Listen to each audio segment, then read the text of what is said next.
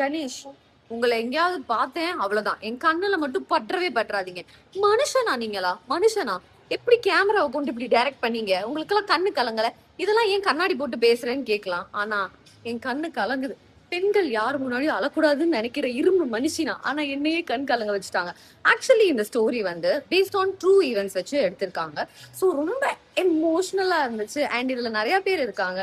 Like and அந்த hero, நீங்க எப்பயுமே சைலண்டா இருக்கீங்க. ஆனா எப்படி ஸ்கிரிப்டை இப்படி எடுக்கிறீங்க எனக்கு சத்தியமா தெரியல.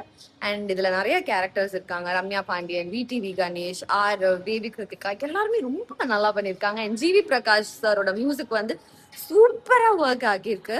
அண்ட் யா, உங்க வீட்ல எல்லாம் இந்த சின்ன வயசுல எல்லாம் நம்மள வந்து அப்பாலாம் தலையில குட்டி குட்டி படி படி படி படி அப்படின்பாங்கல்ல, அந்த அப்பாங்கெல்லாம் இப்பவும் இருந்தீங்கன்னா உங்க பிள்ளைய வந்து தலையிலேயே கொட்டி இந்த இழுத்துட்டு வந்து இந்த படத்தை பார்க்க வைங்க. ஏன்னா இதுல எஜுகேஷன் வந்து எவ்வளவு இம்பார்ட்டன்ட் அப்படின்னு சொல்லியிருக்காங்க.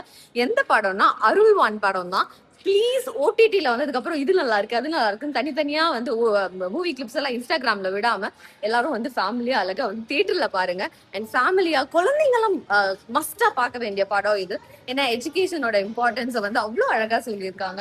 அண்ட் இந்த டைரக்டர் கணேஷ், திருப்பியும் சொல்றேன், என் கண்ணுல பொற்றாதிய